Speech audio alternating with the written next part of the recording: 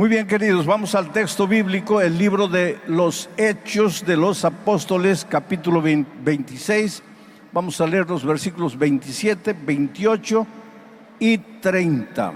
Voy a ir leyendo versículo por versículo y vamos a analizarlo. Antes de la lectura del texto, quiero contar para ustedes el contexto, para que ustedes entiendan el texto. Y el contexto es el siguiente. Pablo había sido preso por los judíos.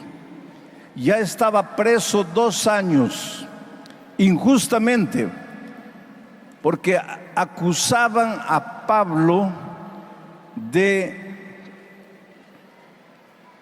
querer destruir los fundamentos de la religión judía, lo cual era mentira. Los judíos no querían comprometerse, querían decir que ellos eran inocentes, que ellos no le estaban haciendo nada al apóstol. Entonces llevaron el problema para las autoridades políticas. En ese tiempo Festo era el gobernador de toda aquella área, y el rey Agripa estaba de visita por ese territorio. Y entonces Festo, el gobernador, en la cena de la noche anterior, le dijo al rey Agripa: tengo un problema y no sé si tú me puedes ayudar. ¿Cuál es el problema? Tengo un prisionero ahí hace 2 años. Los judíos lo acusan de querer derribar los fundamentos de la religión judía. Y yo no sé qué hacer. Él es ciudadano romano, además de ser judío, y ha exigido que lo llevemos a Roma para ser juzgado en Roma. Y ya que tú estás de visita por aquí, rey Agripa, por favor ayúdame. Así marcaron un encuentro para el día siguiente. El lugar estaba lleno de gente de gala, gente vistiendo alhajas, joyas, gente poderosa, gente de mucho poder.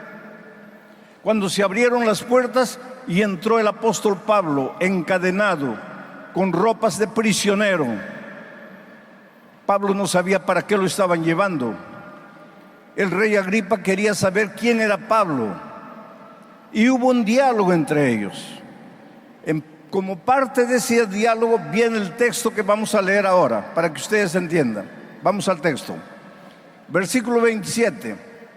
Después de hablarle de su propia experiencia, Pablo le pregunta al rey Agripa: ¿crees, oh rey Agripa, a los profetas? Y le afirmó: yo sé que crees. La primera parte de mi mensaje esta noche tiene que ver con el verbo creer. Creer. Y les voy a contar una interesante historia. El otro día, en un lugar por ahí, en algún país del mundo, el pastor vino al camarín donde yo me estaba preparando para la predicación y me dijo: mire, hay una señora que está llorando y desea hablar con usted.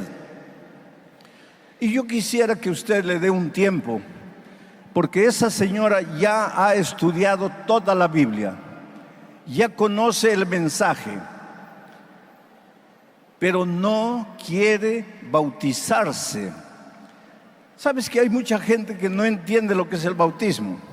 El otro día alguien, por ejemplo, me dijo: yo no quiero bautizarme porque no quiero cambiar de religión. No. El bautismo no tiene nada que ver con cambio de religión. El bautismo tiene que ver con cambio de vida. De nada vale que tú cambies de religión si no cambias de vida. El bautismo tiene que ver con cambio del corazón, con cambio de vida, con cambio de la experiencia. Bueno, esta señora conocía la palabra de Dios, había estudiado todo, conocía bien la Biblia, pero no quería dar el paso del bautismo. Entonces el pastor me dijo: dele un tiempo, ella está llorando, tiene algunas preguntas. Y entonces ella entró, llorosa, triste. Se veía una mujer sufrida, golpeada. Yo le pregunté: ¿cuál es tu problema? Y voy a repetir las palabras textuales de ella. No son mis palabras, son palabras de ella. Me dice, pastor, yo tendría todos para ser feliz, pero hay un culpable de la situación en que me encuentro. Y el culpable es el sinvergüenza, mujeriego, borracho de mi esposo.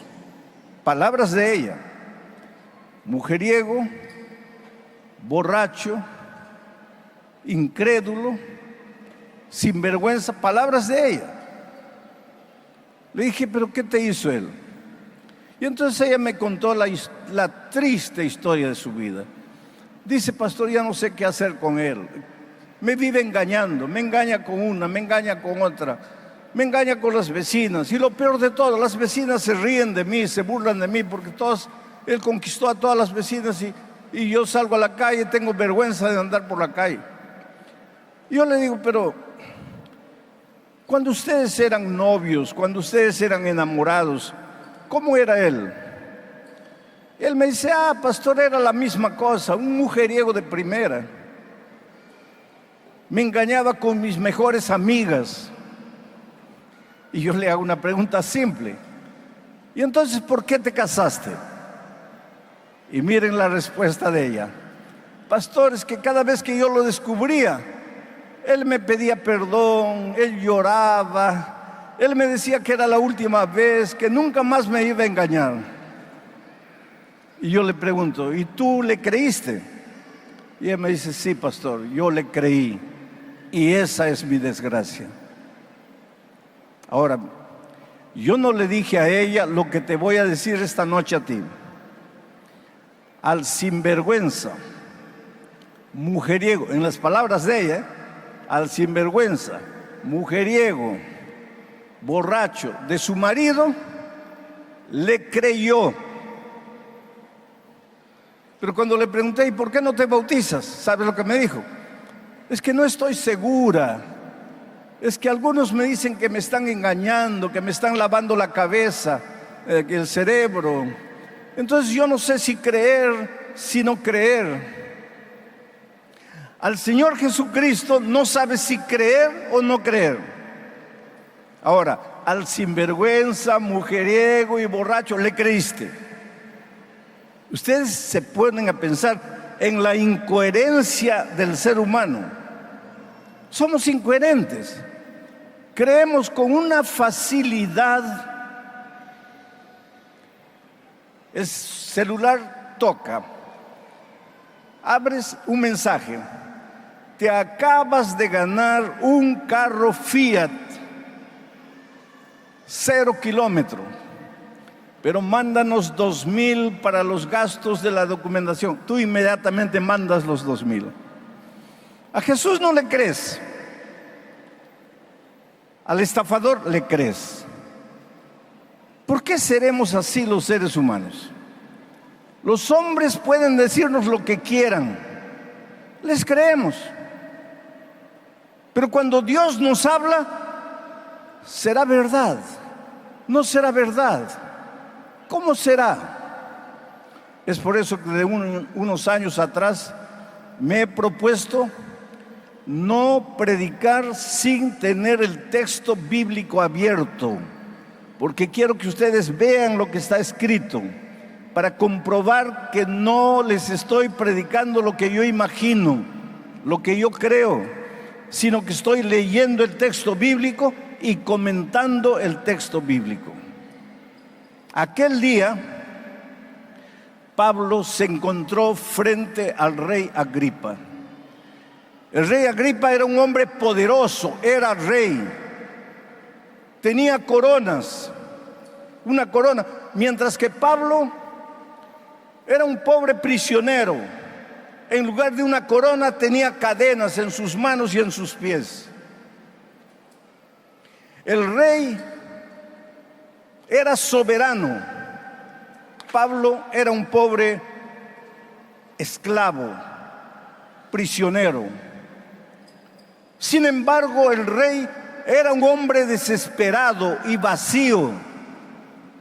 ¿Tú crees que él permitió ver a Pablo, o que él aceptó ver a Pablo porque él iba a resolver el problema en que Pablo se encontraba. No.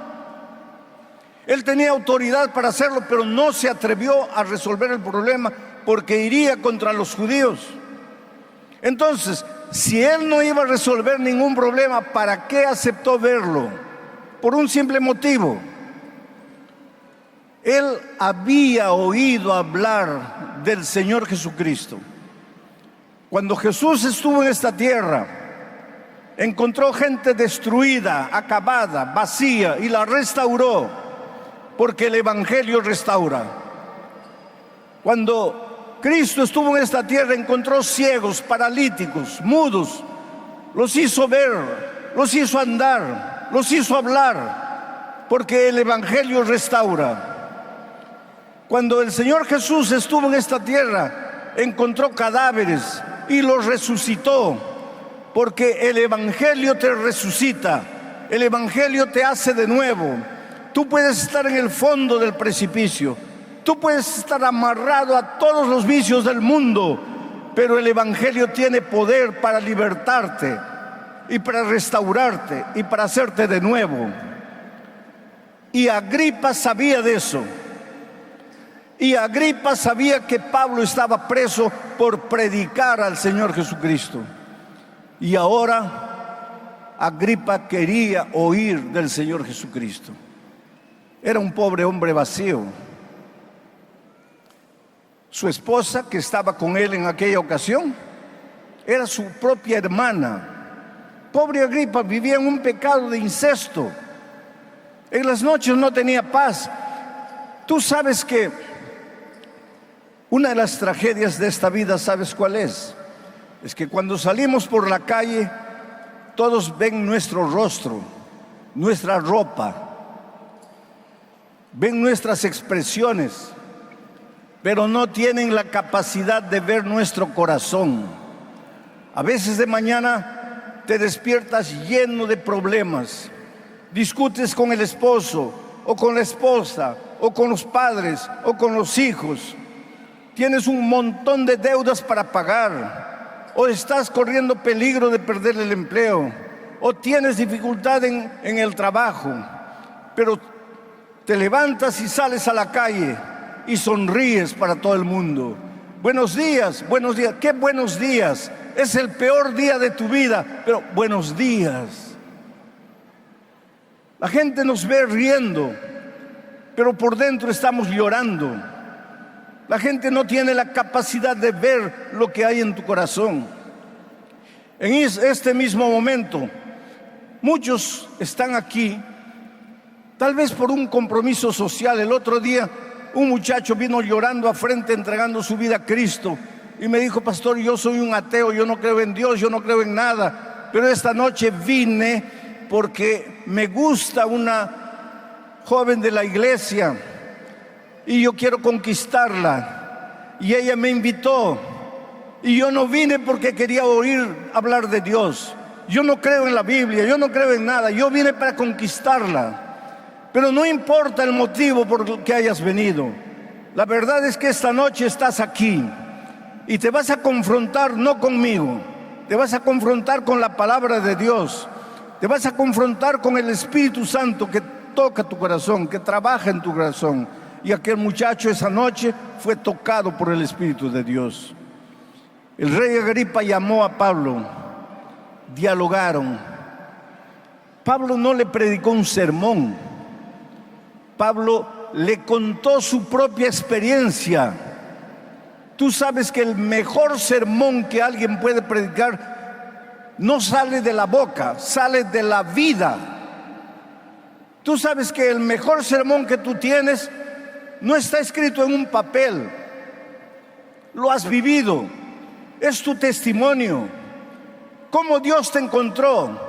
¿Dónde Dios te encontró? ¿De dónde Dios te trajo? ¿Por qué estás aquí? ¿Qué es lo que hizo en tu vida? Si tú le cuentas a otra persona lo que hizo en tu vida Jesús, ese tu testimonio puede impresionar la vida de la otra persona. Y fue lo que sucedió con Agripa y Pablo. Pablo le dijo: rey Agripa, yo era un perseguidor de cristianos. yo los perseguía, los prendía y los llevaba para ser juzgados y condenados. Pero yo era sincero. Yo perseguía cristianos con toda sinceridad. Yo creía que le estaba haciendo un favor a Dios.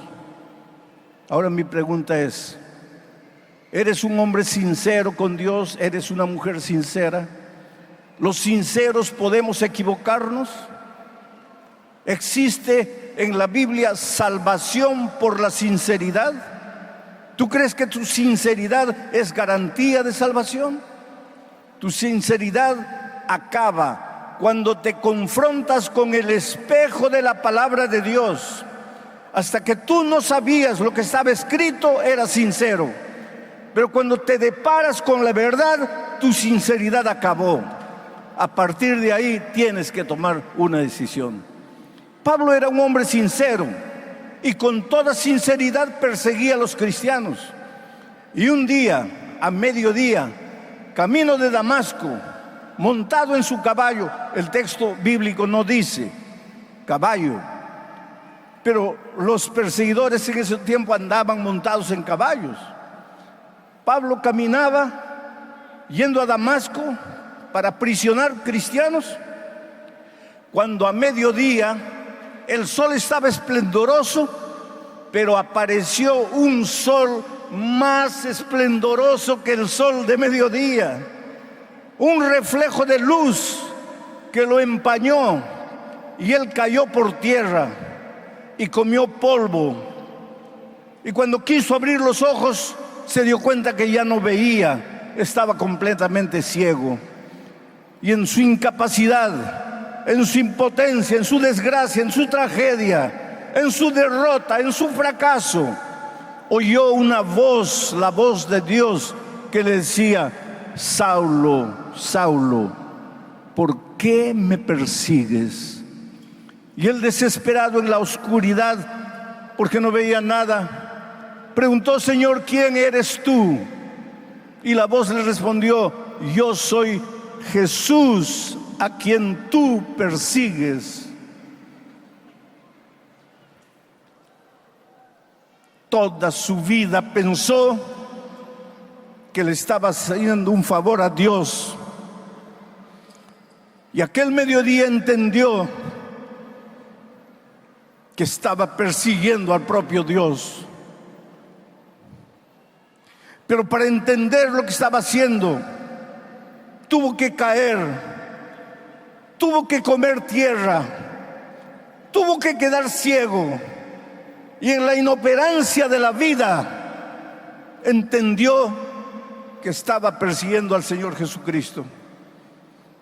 Yo conozco hombres que durante años pensaron que estaban persiguiendo a la propia esposa por ser ingenua y acreditar en la palabra de Dios, hasta que un día cayeron enfermos y en medio del dolor y de la enfermedad entendieron que no estaban persiguiendo a la esposa, estaban persiguiendo al Señor Jesucristo. Yo conozco gente que a voz en cuello gritaba y se ufanaba diciendo que no acreditaba en Dios, pero cuando el niño que amaba estaba entre la vida y la muerte, cayó de rodillas al suelo y dijo: Señor, la ciencia médica dice que no hay remedio para mi hijo, y yo siempre he dicho que tú no existes, pero si tú no existes, mi hijo va a morir. Entonces, por favor, ten piedad de mí, levanta a mi hijo. Y Dios hizo milagros.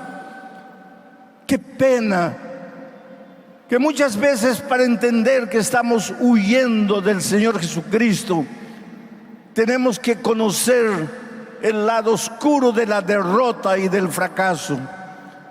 Qué pena que para entender el camino de maldad, de rebeldía, de terquedad que estamos siguiendo, muchas veces tenemos que quedarnos solos en la vida, sin amigos, sin familia, sin dinero, sin valores, sin principios.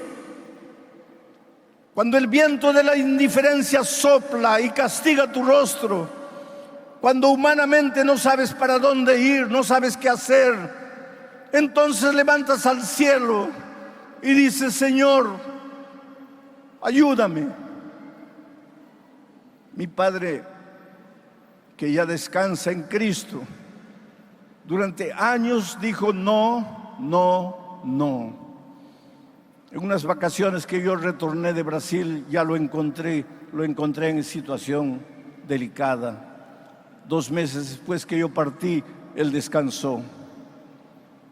Pero un día que yo estaba a solas con él, le pregunté: dime una cosa, toda tu vida le dijiste no a Jesús. ¿Qué es lo que te llevó a decirle sí? Porque yo bauticé a mi padre y yo tuve la alegría de entrar al tanque del bautismo para bautizar a mi propio padre, que toda su vida había dicho no. Y mi padre, que era un hombre duro y que pocas veces lloraba, aquel día yo vi 2 lágrimas rodando por sus mejillas. Y me dijo: hijo, mientras yo estaba en pie, solo podía contemplar el plano horizontal. Pero un día caí en la cama, y aunque no quería, tenía que mirar para arriba y encontré a Dios. Yo te pregunto esta noche: ¿qué esperas tú para aceptar al Señor Jesucristo? ¿Qué esperas tú para reconocer que a tiempo estás huyendo de Él? ¿Qué esperas tú para abrir la palabra de Dios y descubrir cuál es el plan de Dios para tu vida? Hoy día tienes salud, tienes vida, estás en el plano horizontal. Hoy día tal vez tus ojos solo contemplan lo que está en esta tierra. ¿Esperas caer en cama para levantar los ojos al cielo? Hoy es el día de buena nueva. Hoy es el día de salvación. Entonces, vamos al texto de nuevo para que veas la respuesta de Agripa delante del mensaje del testimonio de Pablo. Entonces Agripa dijo a Pablo: por poco me persuades a ser cristiano. Mientras Pablo hablaba de su testimonio, el Espíritu de Dios trabajó en el corazón de Agripa. Lo sacudió, como te está sacudiendo a ti en ese momento. Porque el Espíritu de Dios está trabajando. Lo que perturba tu emoción, tus sentimientos, no son mis palabras. Es el Espíritu de Dios trabajando en ti. Y eso fue lo que sucedió con Agripa. Él tembló. Y después que Pablo habló, él respondió: casi me persuades, casi me convences, casi me entrego, casi me rindo. Solo que casi no vale de nada. Estar casi salvo significa estar completamente perdido. No existe el evangelio del casi. O te entregas o no te entregas. O le dices sí o le dices no. Cristo es el elemento catalizador. Cuando Él regrese a esta tierra, no va a encontrar ovejas, cabritos, elefantes, jirafas. Solo ovejas o cabritos. Solo vírgenes prudentes o insensatas. Solo aquel que construyó en la arena o construyó en la roca. No hay todos, no hay muchos. Solo tienes 2 opciones. O le dices sí o le dices no. Agripa buscó una tercera opción. Casi no es opción. Casi salvo es estar completamente perdido. Y miren lo que dice el versículo siguiente. Volvamos al texto. Cuando había dicho estas cosas, el rey Agripa se levantó y el gobernador Festo también se levantó, y Berenice, la esposa hermana, también se levantó, y los que se habían sentado con ellos también se levantaron, pero ¿sabes para qué se levantaron? Para salir sin aceptar el Evangelio de Cristo. Esta noche yo te voy a pedir que te levantes, pero no que te levantes para salir. Te voy a pedir que te levantes para venir, que te levantes para entregarte a Jesús, para rendirte a Él. Yo estaba predicando en un país que guardo en mi corazón con mucho cariño. Hace 2 años atrás casi morí en ese país. El Señor me levantó de la muerte. En un país extraño, en un país distante que no hablaba mi lengua, cuya lengua yo no hablaba, incomunicado. Yo sentí que se aproximaba la hora de mi descanso. Pero hace años atrás fui a hacer una campaña evangelística a Kiev, la capital de Ucrania. Y al salir, encontré en la puerta un hombre corpulento, alto, vistiendo una casaca ceniza, ploma.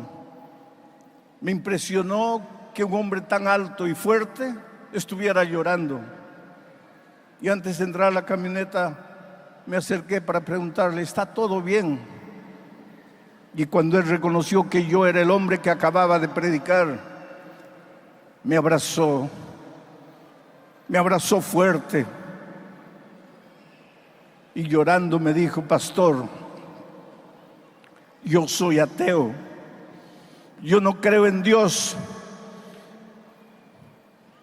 He sido educado de esa manera. Yo creo en las cosas que toco, yo no creo en cosas que no veo. Pero mi vida está destruida. Soy un pobre esclavo del alcohol y por causa de ese vicio mi hogar está destruido. Mi esposa me mira con pena, mis hijos me desprecian. He arruinado todo lo bueno que pude haber conseguido en la vida. Pastor, he venido esta noche aquí porque solo Dios podría hacer alguna cosa por mí, pero yo no creo en Dios. Por favor, ayúdeme a creer. Necesito creer, pero no puedo. Ese es el drama del hombre moderno.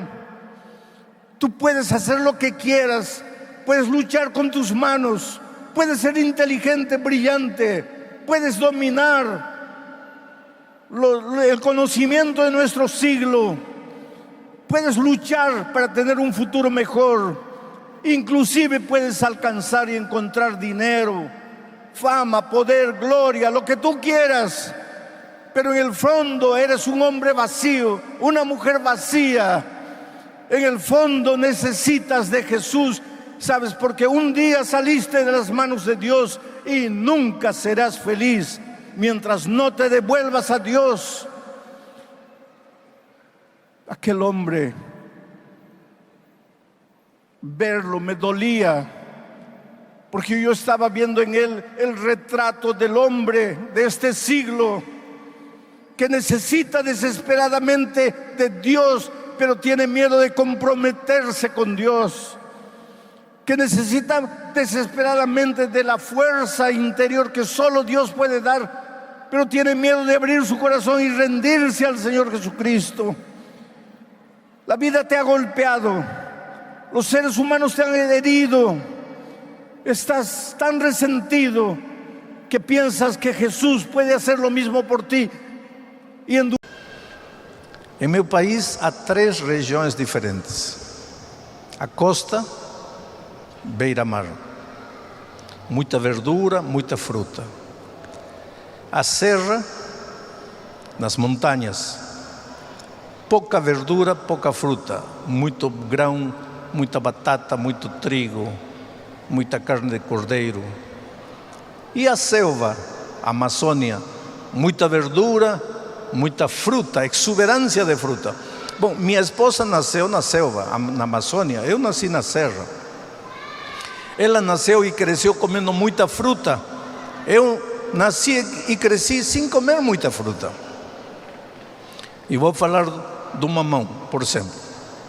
Eu nunca comi mamão quando era criança. Quando eu desci na capital, eu vi que as pessoas comiam aquela coisa amarela aí. Um dia até tentei, não gostei. Eu pensava, como tem gosto para tudo? Como tem gente que pode gostar de mamão? Mas como são as coisas da vida, não? Lá no colégio, conheci a dona Sara, que hoje é minha esposa, e casei com ela. Eu nunca esqueço o primeiro café da manhã que ela me preparou. Saí do quarto, ela tinha se levantado antes, mais cedo, tinham preparado a mesa, uma toalha branca. Era o primeiro café, ela queria me impressionar. O primeiro café da manhã que preparava para seu esposo. Ela tinha pego algumas xícaras que tínhamos recebido de presente de casamento, tinha arrumado. A mesa estava um primor, assim, uma coisa linda. Mas no centro da mesa, quando eu saio do quarto, no centro da mesa, um enorme mamão. Sentamos, limos a meditação matinal, fizemos a oração. Ela pegou o mamão, partiu pela metade. Metade para ela, metade para mim. Eu pensei, faço o que agora? A primeira intenção foi dizer, olha, desculpa, eu não gosto de mamão. Olhei para ela, vi os brilhos de seus olhos, como dizendo assim, tomara que ele goste, tomara que ele goste do café da manhã que preparei. E eu não tive coragem de jogar água no seu entusiasmo. Peguei o mamão, olhei para ela, olhei para o mamão. Quando eu era pequeno, criança, minha mãe me dava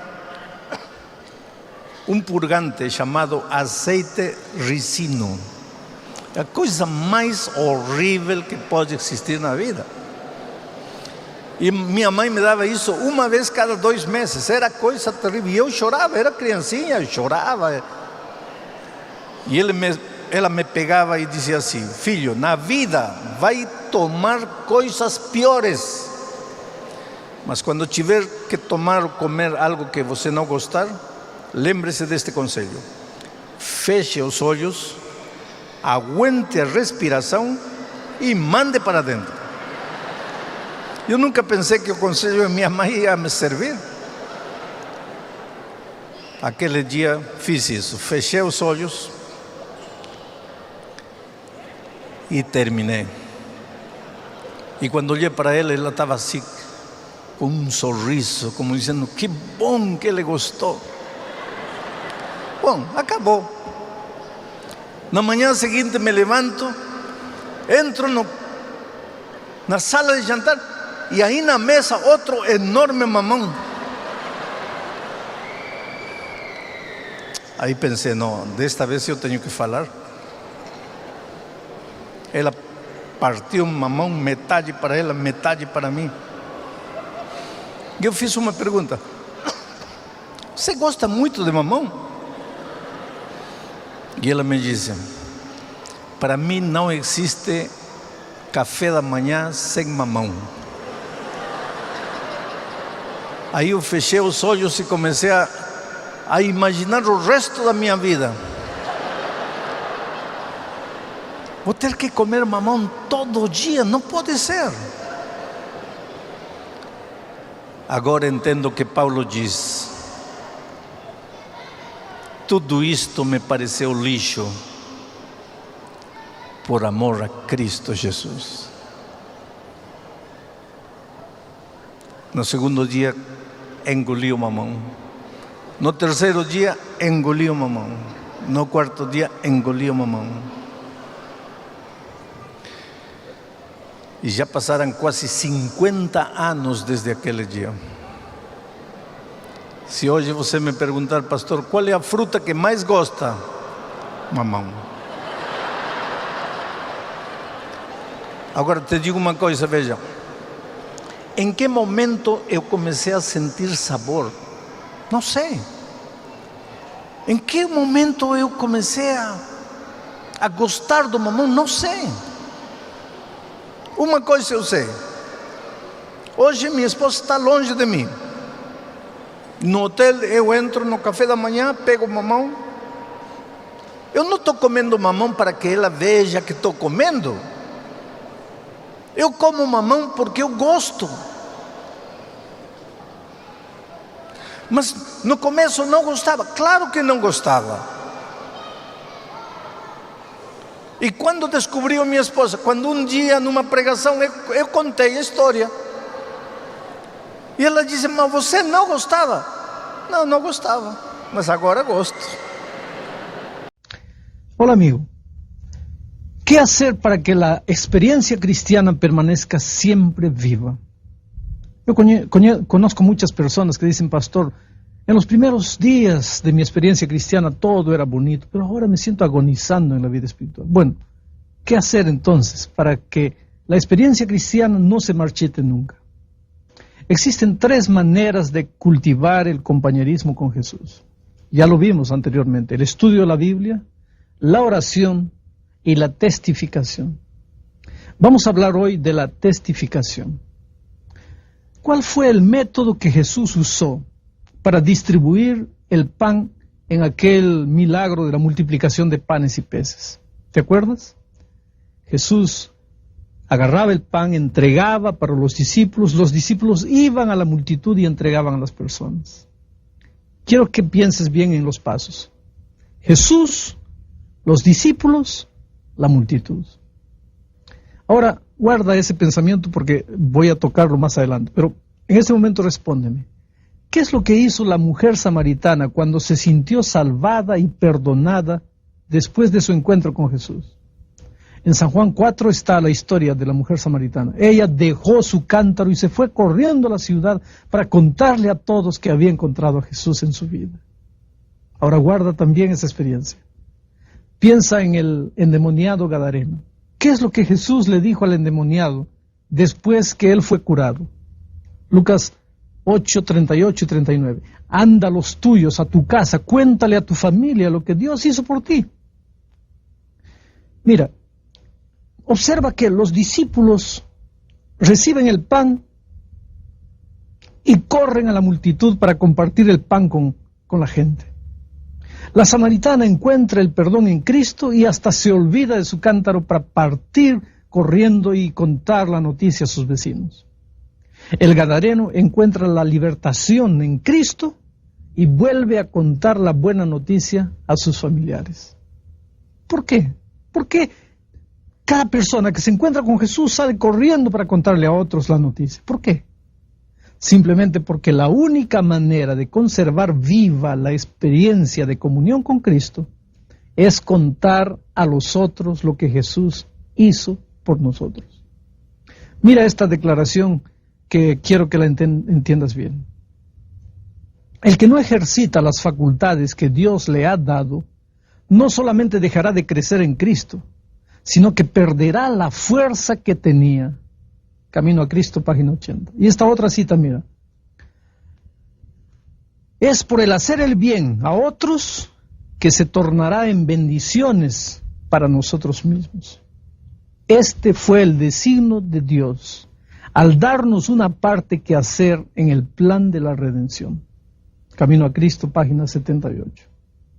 Tú te das cuenta que cuando testificamos, cuando contamos para los otros del amor de Jesús, cuando tratamos de enseñar a otros el camino que Jesús tiene en la Biblia, eso nos hace un bien tremendo a nosotros mismos, porque nos hace sentir el deseo, la necesidad de buscar a Dios en oración y a través del estudio de la Biblia. Pero si solamente oramos y estudiamos la Biblia y no testificamos en poco tiempo, nuestra experiencia espiritual se va a marchitar. Ahora respondo algunas preguntas de carácter práctico. ¿Cómo testificar? Mira, cuenta a tus amigos y parientes y vecinos, compañeros de trabajo, cuéntales cómo era tu vida antes que conocieses a Jesús. Y cómo después cambió cuando tuviste la experiencia con Cristo. ¿Quieres otra manera de testificar? Busca alguna persona necesitada, alguna anciana, prepara un plato de alimento, lleva con un cartón, con una tarjetita, ora con esa persona. ¿Quieres otra idea? Visita personas enlutadas que perdieron algún ser querido para confortarlas, para orar con ellas.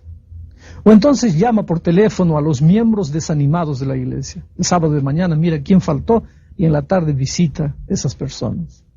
Otra manera, invita a los nuevos conversos de la iglesia a tu casa un viernes de tarde para hacer para recibir el sábado juntos. Prepara un lonche, después comparte momentos de alegría y camaradería con esas personas nuevas en la iglesia.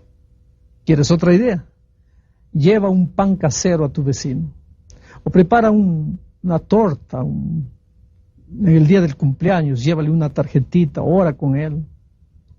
Recuerda las fechas especiales de los vecinos, amigos y colegas, aniversarios de casamientos, cumpleaños, en fin. Ora por ellos. Ten siempre un folleto de contacto para entregar a tus amigos, a las personas con quienes estableces amistad. Ahora otro asunto. Si tú perteneces a una familia donde tú eres el único adventista, ¿cómo hacer? Vive normalmente tu vida familiar. Nada de exageración, nada de fanatismo. Vive normalmente tu vida familiar. Ora diariamente por los miembros de tu familia, por cada uno de ellos. Ora sin cesar. Mi madre oró durante 34 años hasta que mi papá un día aceptó a Jesús. ¿Cuánto tiempo ya estás orando para que ese ser querido que es miembro de tu familia acepte a Jesús? Otro consejo, sé sincero en tu vida familiar. Sé honesto, veraz. Admite tus errores cuando te equivocas. Eso va a mostrar a tus familiares que algo sucedió en tu vida y van a querer saber que ahí vas a tener la oportunidad de hablar de Jesús. Tienes que saber una cosa, que a veces ellos te van a contradecir. Ellos te van a dar la contra. Pero tú evita forzar las circunstancias. No discutas, no presiones. Dales libertad, déjales ser ellos mismos. Es verdad que tú vas a estar muchas veces entusiasmado con la nueva verdad que está llegando a tu vida y vas a querer que ellos acepten por la fuerza. No. Deja, ora por ellos, cría un clima para que ellos te pregunten. Entonces sí habla de Jesús. Sé cortés con todos tus familiares. Las oportunidades van a aparecer naturalmente y tú vas a sorprenderte con eso. Ahora, otra manera de testificar. ¿Cómo trabajar en pequeños grupos? Mira, esto está revolucionando el mundo cristiano ahí en todo el planeta Tierra. Reúne a tus amigos en casa para estudiar la Biblia y orar. Invita a tus vecinos, parientes, colegas de trabajo. Y ahí juntos pueden seguir estos estudios bíblicos. Primero la hoja, acompañado de estos videos, para que todos juntos puedan crecer y se edificar en Cristo. Consigue una copia del estudio para cada uno. Consigue también una Biblia para cada uno. A medida que tú les des testimonio de lo que Jesús hizo en tu vida, verás que muchos de los problemas que aparecen en la vida van a desaparecer. ¿Sabes por qué? Porque cuando tú buscas amigos para hablar de Jesús con ellos, cuando tú tratas de ayudar a las personas que están desesperadas en la vida por falta de Cristo, mientras tú estás ayudando a ellos, tú no vas a tener tiempo para estar mirando tus propios problemas. Ahora, si tú no haces nada por Cristo para trabajar y para predicar el Evangelio, tus problemas se van a agigantar y tú te vas a hundir y desaparecer en medio de los problemas.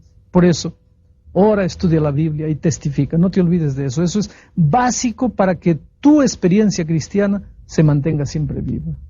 Que Dios te bendiga. Hola, querido. O propósito da lição desta semana é confirmar a ideia de que a única maneira de sermos justificados e desfrutarmos da salvação é pela obra maravilhosa feita por Cristo em nosso favor.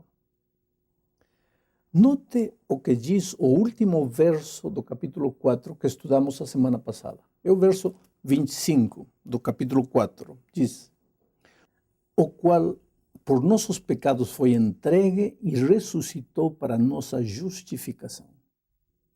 A última palavra é a palavra justificação e está conectada com o primeiro verso do capítulo 5, que diz o seguinte, veja. Tendo sido, pois, justificados pela fé, temos paz com Deus por nosso Senhor Jesus Cristo.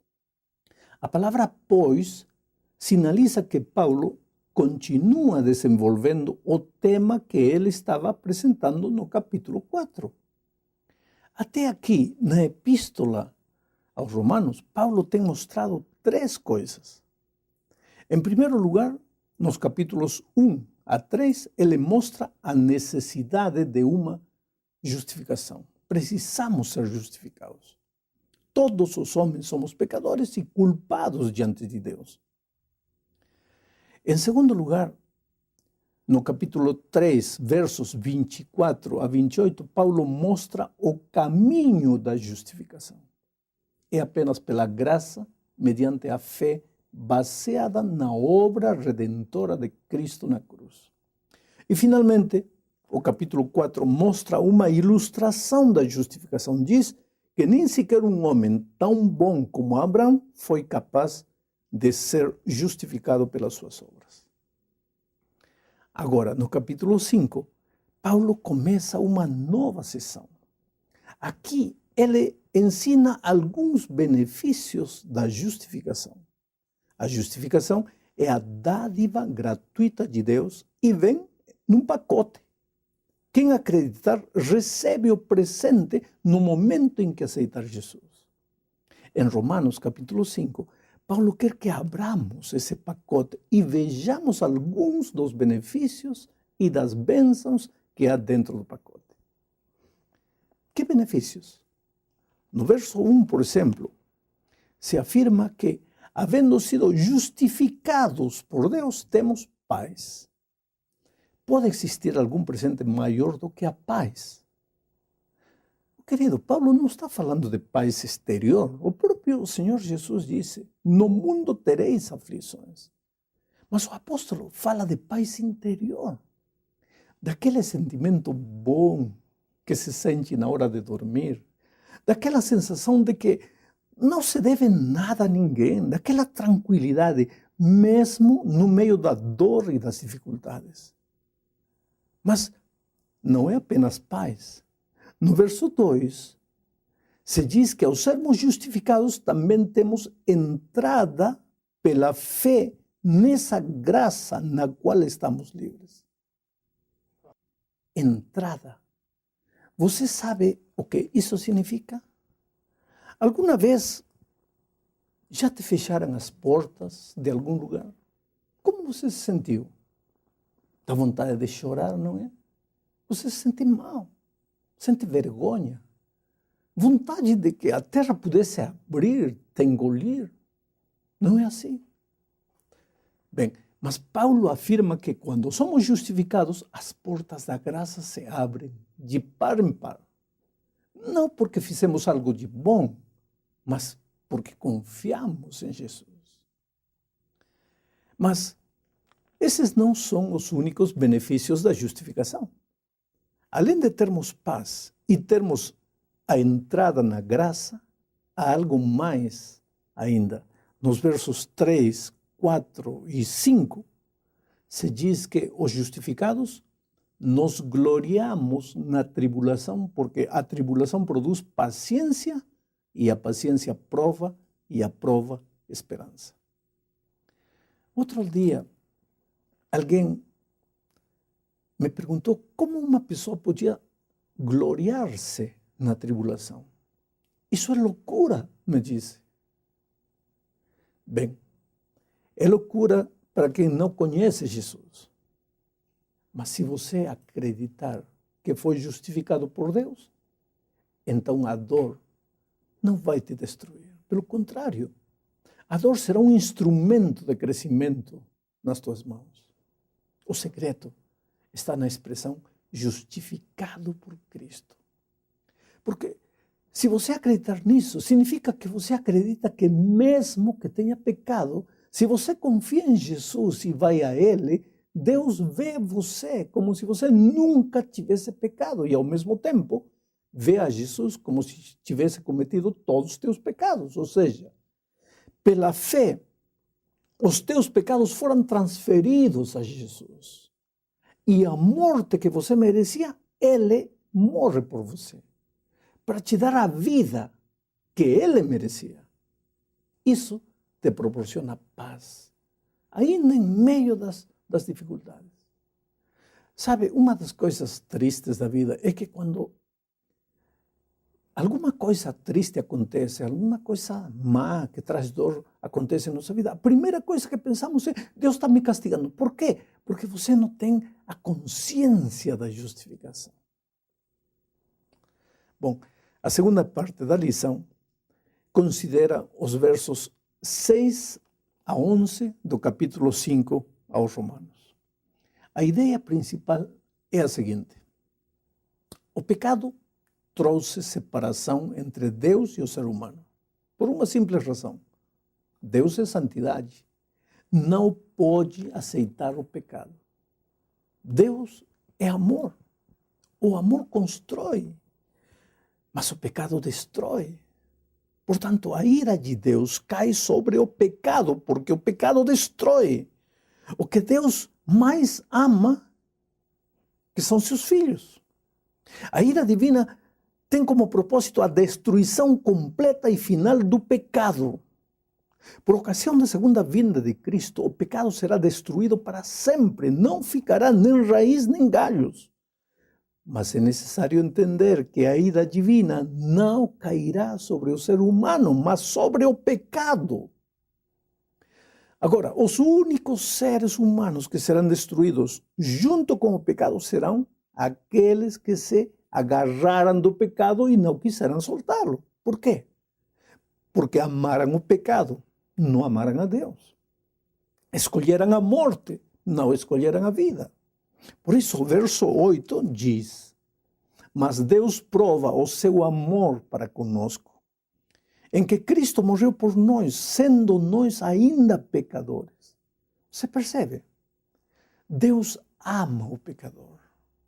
Não o destruiu, mas morreu por ele. Agora, Deus rejeita o pecado, não o pode suportar e finalmente o destruirá. E nesse dia, o pecador que não se arrependeu, que não buscou o Senhor, será destruído por decisão própria. Ele escolheu esse caminho. É isso que diz o verso 10. Porque se nós, sendo inimigos, fomos reconciliados com Deus pela morte de seu Filho, muito mais tendo sido já reconciliados, seremos salvos da sua ira. Salvos da sua ira. Da ira de Deus sobre o pecado. Seremos salvos por quê? Porque fomos reconciliados. Já não estamos mais separados de Deus. E por que não? Porque Ele nos buscou, nos alcançou e nos justificou. E o que nós fizemos? Nada. Somente aceitamos pela fé. Deus fez tudo. Não é maravilhoso?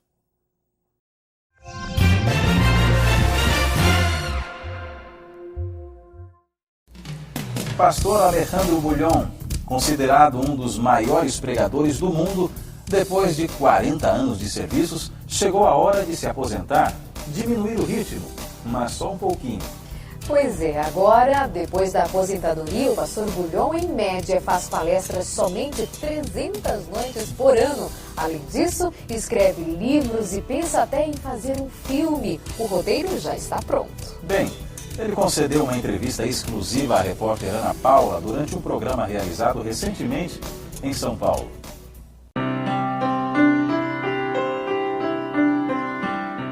Tudo bem, pastor Bulhon? Tudo bem. Pastor, foram 40 anos de ministério em janeiro, quase 40. Em janeiro desse ano veio aí a aposentadoria, a fase que é para ser de descanso, né, depois de tanto trabalho. E o que mudou, pastor, na vida do pastor Bulhon de janeiro para cá?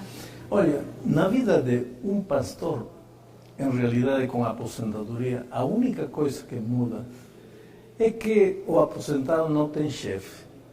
Não tem ninguém mais para me dizer, vai para lá, não pode ir, entra, sai. Eu não preciso dar relatório para ninguém. Mas ninguém se aposenta da missão. Ninguém se aposenta da pregação do Evangelho, porque isso está no sangue, isso está no coração, isso é a vida da gente. O dia que eu parar de pregar, eu morro, porque eu nasci para isso. E como está o sentimento agora? Como é o pastor Bulhão hoje? Estou feliz. Eu acho que comecei a etapa mais produtiva da minha vida. Quero que interpretem bem isto. Não é que durante os anos que trabalhei para a obra, não fui produtivo. Fui. Tentei dar o mais que pude de mim. E todo mundo percebe. Só que hoje estou livre. Hoje eu posso trabalhar o dia e a noite seguida sem parar. Já tem ocasiões em que eu começo a escrever às 6 da manhã e chega às 10 da noite e eu não percebo o tempo passar. E a idade não foi problema também. Não, sabe que hoje eu caminho 1 hora por dia. Tenho perdido 10 quilos nos últimos meses, propositadamente. Sou um homem feliz. Faço aquilo que mais gosto de fazer. Ler, escrever e pregar. Pregar todas as noites praticamente. Praticamente todas as noites. Como que está a sua agenda aí para os próximos anos? Das 365 noites que o ano tem, eu devo pregar no mínimo 300 noites. Nossa. As minhas férias é pregar, as minhas férias é escrever. Veja, eu estou escrevendo a meditação matinal para jovens para o ano 2010. Eu vou entregar esse material em dezembro. Eu só escrevi até agora, até fevereiro. Me falta 10 meses. Estamos no mês de setembro. Até lá eu tenho que terminar isso. E a gente pode dizer que os seus compromissos, mesmo sem chefe, aumentaram do que no período que você estava trabalhando? Aumentaram mais, porque inclusive o chefe mandava parar, mandava descansar. E outra coisa, eu estava limitado por um orçamento, como todo pastor temos um orçamento para viajar, um cronograma que respeitar. Hoje não tem orçamento, não tem cronograma, eu posso viajar pelo mundo todo, não tem limite para nada. Então sou como um passarinho que abriu as asas e voou e vou continuar voando. Teve alguma coisa específica que durante esses 40 anos você não conseguiu realizar e que você espera nesse período agora conseguir? Eu ainda tenho um sonho, produzir um filme. Produzir um filme? Um filme profissional, sabe? É um sonho que está em projeto, estamos trabalhando no guião, vai ser uma coisa novedosa para a igreja. Qual seria o tema, pastor? O tema é evangelístico, porque é a história de 3 pessoas que, de alguma maneira, de status diferentes, de ambientes diferentes, um drogado, uma prostituta, um homem milionário, empresário de êxito, os 3 de alguma maneira vão chegando um dia a um estádio onde eu estou pregando e finalmente aceitam Jesus. O roteiro está quase pronto na cabeça. No papel já praticamente está pronto. Então o que falta para começar? Falta capital. Eu acho que isso vai custar no mínimo $500 mil. Quem sabe o pessoal vendo agora consiga um patrocínio. E isso não vai ser problema também, não?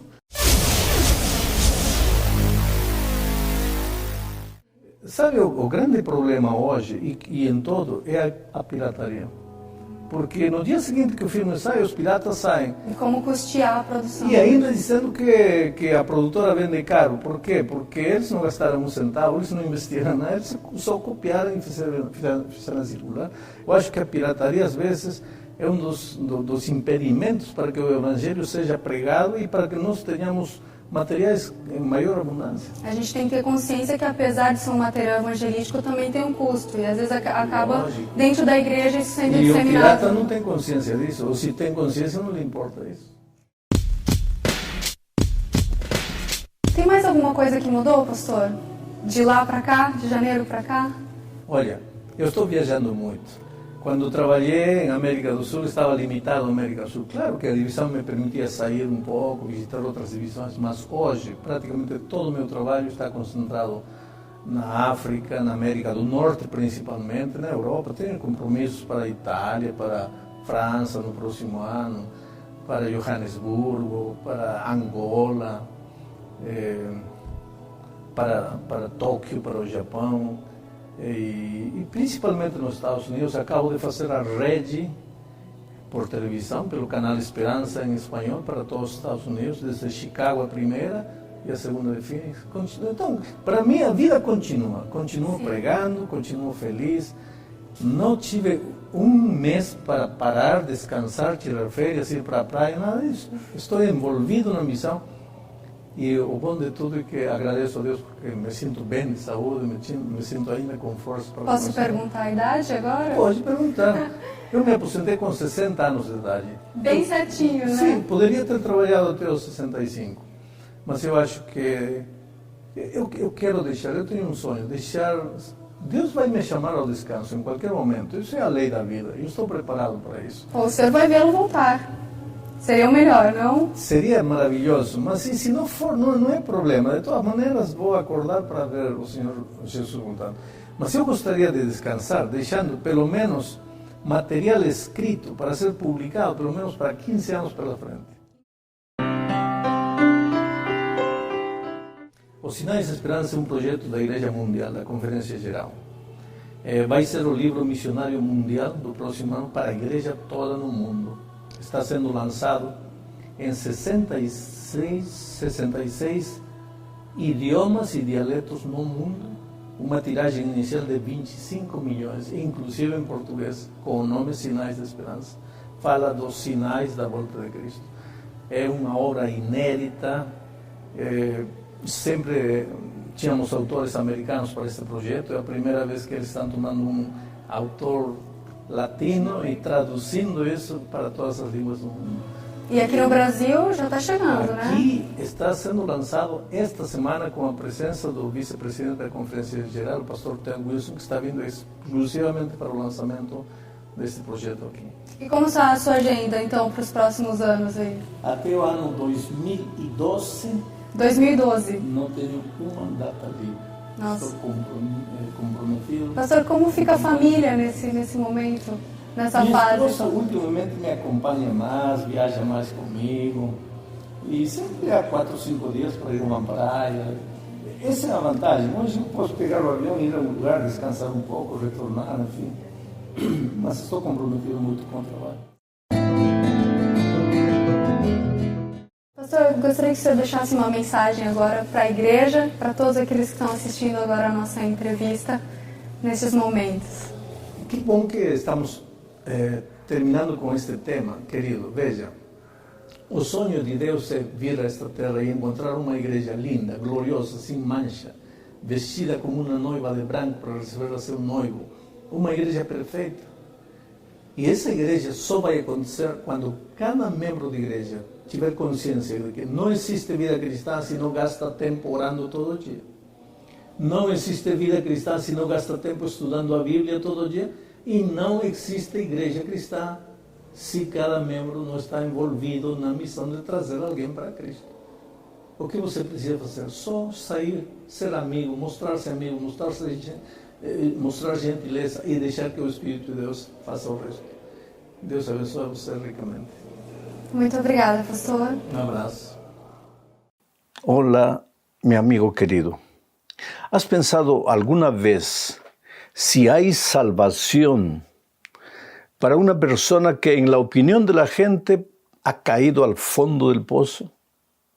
Recuerdo que en cierta ocasión un hombre cuyas manos estaban manchadas de sangre porque había cometido graves delitos, había matado gente, casi en desesperación me preguntó: pastor, ¿hay salvación para mí?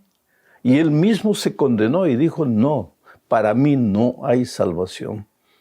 Porque yo sabía lo que estaba haciendo, yo era consciente de lo que estaba haciendo. Para mí ya no existe salvación. ¿Sabes una cosa? El enemigo hace todo lo posible para que tú caigas en el pecado, que cometas un desliz. Ahora, una vez que caíste, él es el primero en venir y decirte que para ti ya no hay salvación. Y para eso usa tu propia conciencia para castigarte de noche y de día con el martillo de la culpa, haciéndote creer que para ti ya no hay perdón. ¿Cuántas veces encuentro gente, jóvenes, que me dicen: pastor, yo nací, yo crecí en la iglesia, yo conozco la palabra de Dios, mis padres me instruyeron en los caminos del Señor, pero hoy estoy completamente lejos. Me he ido lejos de Dios. ¿Cómo puede haber salvación para mí? Entonces vamos a leer un texto de la Biblia y vamos a meditar en él para ver la respuesta divina para esas angustias que a veces se apoderan de tu corazón. El texto bíblico está en el libro de Josué, capítulo 2, versículos 18 y 19. Leo, dice así: He aquí, cuando nosotros entremos en la tierra, tú atarás este cordón de grana a la ventana por la cual nos descolgaste, y reunirás en tu casa a tu padre y a tu madre y a tus hermanos y a toda la familia de tu padre. Cualquiera que saliere fuera de las puertas de tu casa, su sangre será sobre su cabeza. Este texto habla de salvación, pero voy a describirte el cuadro, el contexto en el que fue escrito. El pueblo de Israel había llegado a las fronteras de la tierra prometida. El pueblo de Israel salió de Egipto soñando con la tierra de la libertad. Para el pueblo, Canaán era la tierra de la libertad. Y ahora estaban en la frontera. La primera ciudad para conquistar sería la ciudad de Jericó. Y Josué, porque ya Moisés había muerto, Josué estaba al comando del pueblo, escogió espías y los envió a la tierra de Jericó para ver, enterarse de la situación, si el pueblo estaba armado o cuántos soldados habría, en qué condiciones estaban y por dónde sería más factible llegar, en fin.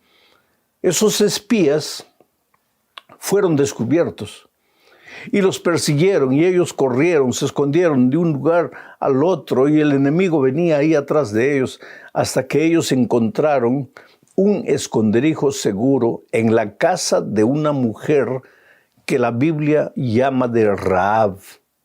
Era una ramera, era una mujer que vendía su cuerpo, era una mujer que en la opinión de la gente para ella no habría salvación. Era una mujer que ella misma se sentía inmunda, se sentía sucia.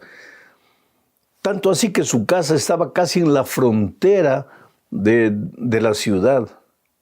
Ella recibió a los espías, los escondió, les dijo: quédense aquí ocultos hasta que el peligro pase. Ellos preguntaron: ¿pero por qué nos proteges? Tú eres de Jericó, tú deberías denunciarnos. ¿Por qué nos estás protegiendo? Y ella dijo: yo he escuchado hablar del Dios de ustedes, del Señor Jehová de los ejércitos.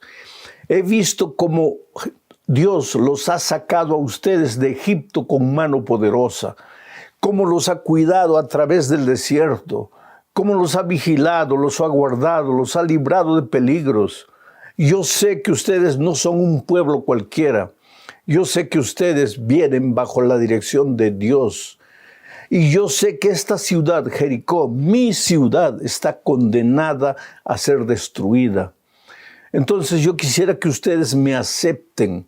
Yo quisiera que ustedes le digan a su Dios que me proteja, de tal manera que cuando el ejército de Israel invada la ciudad, de alguna manera ustedes vean la manera de protegerme. Entonces viene el texto que acabo de leer. Lo voy a repetir una vez más. Los espías le dijeron a la mujer lo siguiente: he aquí, cuando nosotros entremos, o sea, cuando nosotros lleguemos a esta tierra, tú atarás este cordón de grana a la ventana por la cual nos descolgaste. Y le entregaron un cordón de grana de color rojo, un cordón carmesí, rojo, color de la sangre. Y ellos le dijeron a la mujer: cuelga este cordón de tu ventana. Cuando el ejército de Israel llegue, ellos tendrán la orden de destruir todas las casas, menos la casa del cordón rojo. Entonces, mientras el cordón rojo esté colgado de tu ventana, tú estarás segura. Pero te aconsejamos una cosa, no te quedes solo. Busca a tus padres, busca a tus hermanos, busca a tu familia, busca a tus amigos. Diles que el único lugar de salvación es aquí en tu casa. Diles que si ellos quieren ser protegidos por el Dios Todopoderoso, Jehová de los ejércitos, vengan y se refugien aquí en tu casa. Pero les dijeron los espías a Rahab, si alguien sale de la casa, su sangre será derramada y él será el único culpable, porque salió de la casa, de la única casa que está protegida por causa del cordón rojo. Ahora, querido, este cordón rojo simbolizaba la sangre del Señor Jesucristo. Cuando el pueblo de Israel salió de la esclavitud de Egipto, esa noche Dios les mandó a los israelitas que sacrificaran un cordero. Cada familia israelita sacrificó un cordero y con la sangre manchó el umbral de su puerta. Entonces esa noche, a la medianoche, el ángel destructor entraría a la ciudad y las únicas casas que serían protegidas serían las casas que tenían la mancha roja de la sangre de Cristo. Ahora este incidente se repite una vez más con Rahab. Los espías le dijeron a ella, aquí está el cordón rojo, cuélgalo de tu ventana, y cuando llegue el ejército de Israel, la única casa que será protegida es la casa donde esté el cordón rojo. Oh, mis queridos amigos, el momento del juicio había llegado para el pueblo de Jericó. Si tú lees Levítico capítulo 18, vas a ver el desfile de pecados, de inmoralidades que los cananeos cometían. Antes de avanzar en el peregrinaje, Dios a través de Moisés les dijo a sus hijos, por favor, van a ir a la tierra de Canaán. No hagan lo que la gente de ese pueblo hace. No se contaminen. Ustedes van a entrar allá, pero no se contaminen con sus costumbres. La promesa fue hecha a Abraham inclusive 400 años atrás. Pasó un siglo y la promesa no se cumplía. Pasaron 2 siglos, 3, 4 siglos, la promesa no se cumplía. El pueblo de Israel clamaba, Señor, ¿cuándo vas a darnos la tierra de Canaán? ¿Y sabes cuál era la respuesta de Dios? Todavía no se ha llenado la medida de la iniquidad de aquel pueblo. O sea, Dios es un Dios de paciencia, Dios es un Dios de amor, de misericordia.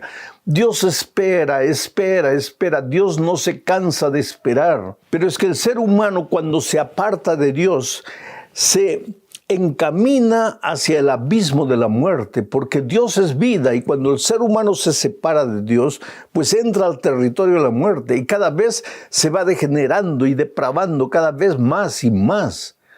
Es como la gangrena llega a la punta de tu dedo y si tú no la controlas, si tú no la curas, si tú no tomas las medidas necesarias, va a tomar todo el dedo, va a tomar toda la mano, va a tomar todo el brazo. Y si tú no vas al médico para colocarle un punto final a la gangrena, va a tomar todo tu cuerpo y vas a morir. Entonces muchas veces el médico se siente en la necesidad de amputar el brazo. ¿Por qué? Para salvar el cuerpo. Canaán era especie de un brazo amputado de la humanidad de aquellos días. Era necesario terminar con eso. Dios tenía un pueblo que debería levantar sus valores, sus virtudes, y por eso le había llegado la hora del juicio a los cananeos, comenzando por los habitantes de Jericó. Sin embargo, no hay juicio sin gracia. No hay juicio sin misericordia. No hay juicio sin la sangre de Cristo. Porque Dios no quiere destruir al impío. ¿Cuántas veces los profetas del Antiguo Testamento dijeron, en el nombre de Dios, no quiero la muerte del impío, sino que se arrepienta y vuelva. Oh, mi querido amigo, tú necesitas entender que Dios te ama. Dios no quiere que tú sufras las consecuencias del pecado. Pero si tú no prestas atención al llamado divino, tienes que saber que la consecuencia del pecado, la consecuencia final es la muerte. Ahora, Dios quería redimir a ese pueblo, pero ese pueblo se había ido demasiado lejos. Sin embargo, aunque llegó la hora del juicio, había salvación para los que creyesen en Jesucristo, en su sangre maravillosa, en su gracia redentora. Y una mujer que no era una grande ciudadana, no era una brillante ciudadana, no era una mujer llena de virtudes, maravillosa, admirada por el pueblo, era una pobre ramera, era una prostituta que vendía su cuerpo para sobrevivir. La sociedad la condenaba, la sociedad la juzgaba, la sociedad la despreciaba. Ella moral, espiritualmente se sentía en el fondo del pozo. Para ella no había remedio, no había solución. Pero ¿qué sucede? Para Jesucristo no hay una persona que se haya ido a un lugar tan distante de donde no la pueda traer. Para Jesucristo no hay nadie que llegue al punto de decir, para mí ya no hay solución. Tal vez, querido, para ti, desde tu punto de vista humano, ya no haya salvación. Tal vez tú hayas llegado a la conclusión de que no puedes salir de las drogas, de que no puedes librarte de los vicios, de que ese pozo de miseria en el que estás hundido ya no tiene salida, te vas a seguir hundiendo como si estuvieras en la arena movediza. Eso tal vez para ti. Eso tal vez para la sociedad, eso tal vez para tu familia, hasta los seres que más te aman, tal vez han llegado a la conclusión de que para ti ya no hay salida. Pero Jesucristo es el Señor maravilloso de las grandes oportunidades. Cuando tú sientes que todo está perdido, cuando tú sientes que todo está acabado, cuando has luchado con tus fuerzas, cuando te has esforzado, cuando has prometido una vez y otra vez y has vuelto a tus caminos antiguos, cuando la desesperación se apodera de ti y crees que para ti no hay remedio, confía en la gracia maravillosa de Cristo. Y fue lo que sucedió en Jericó. Esa mujer creyó en el cordón bermejo, en el cordón rojo de la gracia de Cristo y colgó el cordón rojo de su ventana.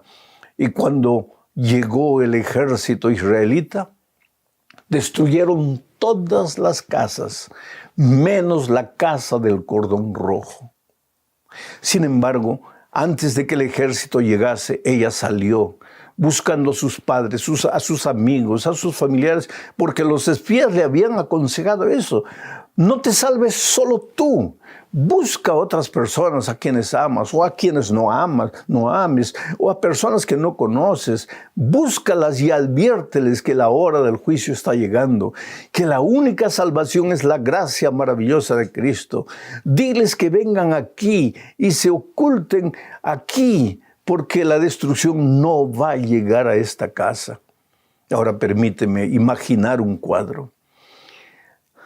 La mujer se dirige a la casa del padre, toca la puerta.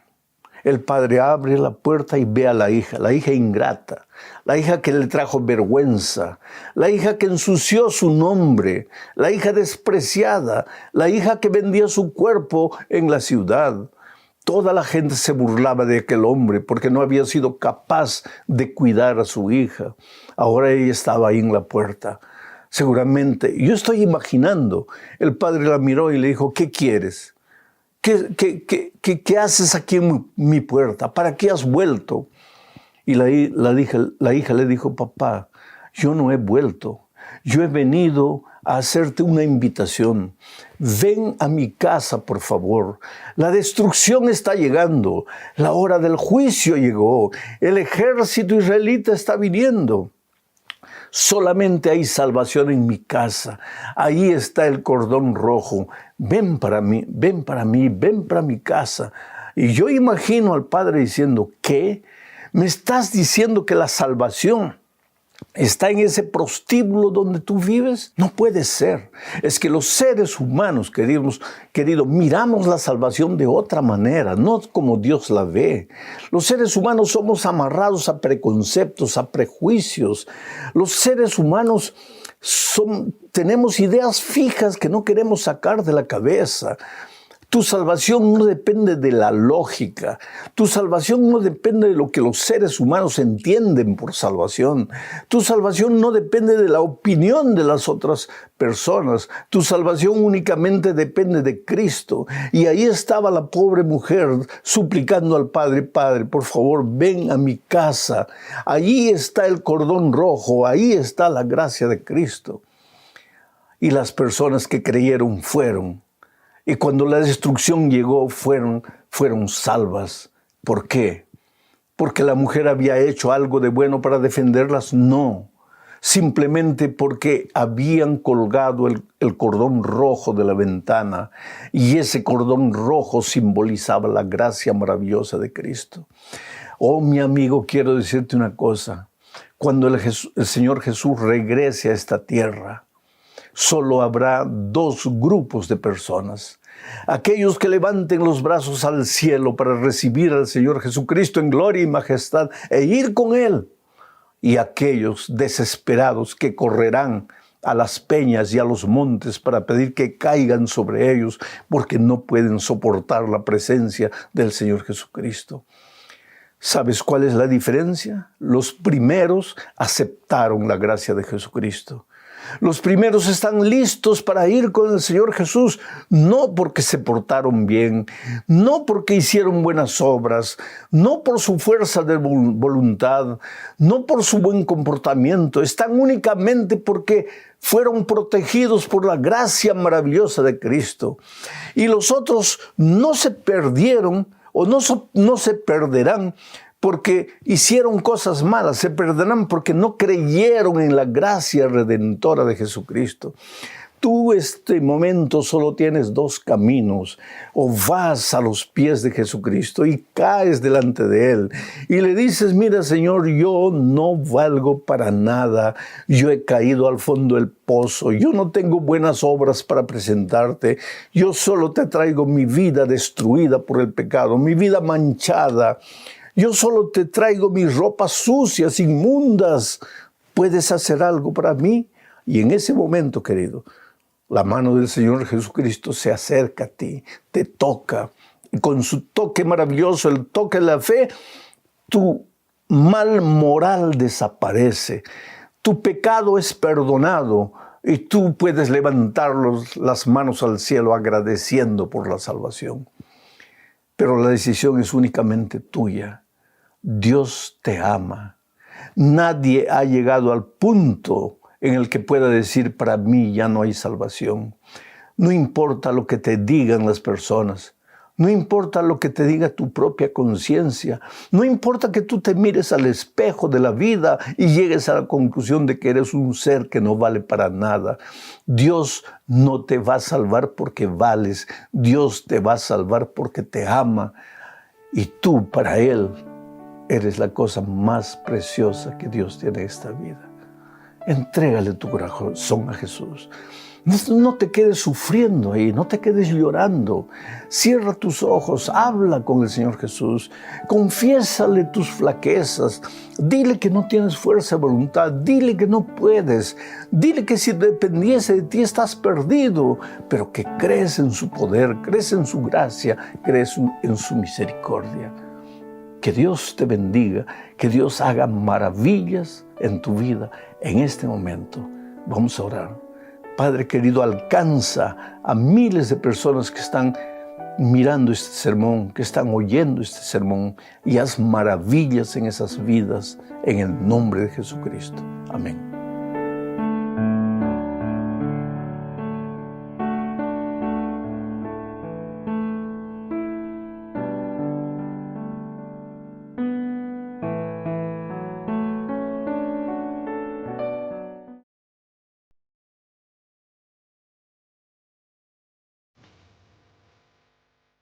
Es interesante saber cómo empieza la Biblia. En el principio creó Dios los cielos y la tierra.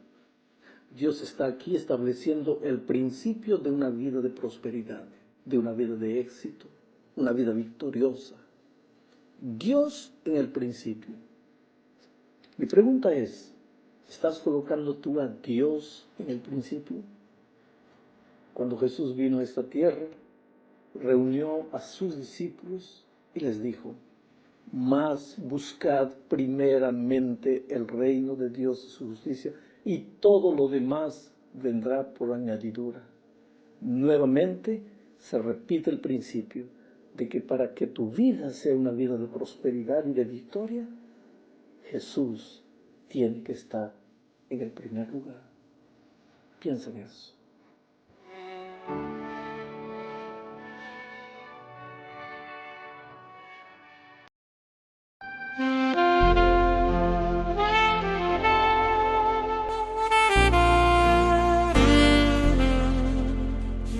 Hola querido, el texto para el mensaje de esta semana es Génesis 1:1. Dice así: en el principio creó Dios los cielos y la tierra. En el principio no había nada, solo Dios. Pero el resultado de eso fueron los cielos y la tierra. ¿Sabes cuál es el drama humano? Que queremos los cielos y la tierra, pero no queremos colocar en el principio a Dios. ¿Dónde está Dios en el orden de tus prioridades? A veces Dios permite que la vida nos golpee. Dios permite que quedemos en un rincón del camino por ahí llorando, sangrando, solo para recordarnos que en el principio tiene que ir Dios. Después, los cielos y la tierra son una consecuencia de lo que Dios puede hacer por ti, en ti y a través de ti.